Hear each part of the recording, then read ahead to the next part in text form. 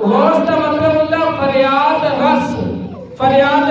رس، جو فریاد کو پہنچے،